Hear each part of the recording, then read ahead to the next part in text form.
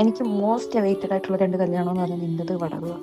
അപ്പോൾ എനിക്കത് അറ്റൻഡ് ചെയ്യാൻ പറ്റാതിരുന്നാൽ എൻ്റെ മോളെ കരയുമല്ല, ചുമ്മാ ഇരിക്കുമോ, ഇരുന്ന് ആലോചിക്കും, കണ്ണിന്നറിയാതെ വെള്ളം വരും. നിന്നോട് ഇത്ര സ്നേഹം ഉണ്ടെന്ന് ഞാൻ തിരിച്ചറിയാൻ വൈകിപ്പോയി.